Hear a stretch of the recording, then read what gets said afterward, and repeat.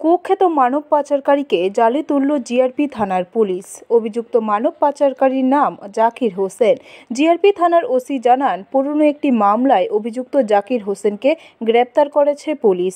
তার বাড়ি ধনপুর বাজার সংলগ্ন এলাকায়। সে দীর্ঘদিন ধরে মানব পাচারকারী হিসেবে কাজ করছিল। বাংলাদেশ থেকে চোরা পাচারে মানুষকে ভারতে এনে তাদের থাকা খাওয়ার বন্দোবস্ত করে দিত সে। সোমবার তাকে আটক করে প্রাথমিক জিজ্ঞাসাবাদ চালিয়ে কয়েকজনের নাম জানতে পেরেছে পুলিশ। এই নামগুলি বিএসএফ এর গোয়েন্দা শাখা এবং সিস্টার এজেন্সির কাছে দেওয়া হয়েছে। এদিকে মঙ্গলবার অভিযুক্ত জাকির হোসেনকে আদালতে তুলেছে পুলিশ। সন্ধ্যার সময় একজন ইন্ডিয়ান টাউটকে গ্রেপ্তার করা হয় আমাদের আগরতলা রেল স্টেশন থেকে।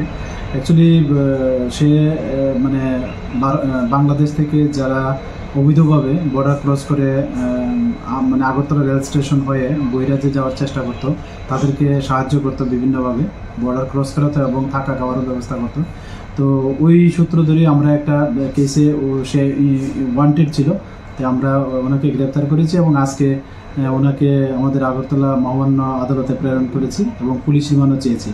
তো প্রাথমিক জিজ্ঞাসাবাদে সে কিছু লোকের নাম বলে, তো আমরা এগুলি সত্যতা যাচাই করছি এবং এই নামগুলি আমাদের যে বিএসএফ এর গোয়েন্দা দপ্তর আছে এবং আমাদের যে অন্যান্য সিস্টার এজেন্সি আছে সবাইকে এটা শেয়ার করেছি এবং আমরা দেখি এবং ওদেরকে আইডেন্টিফাই করে আমরা অবশ্যই তাদের আইনের আওতায় আনবো। ব্যুরো রিপোর্ট, খবর ত্রিপুরা।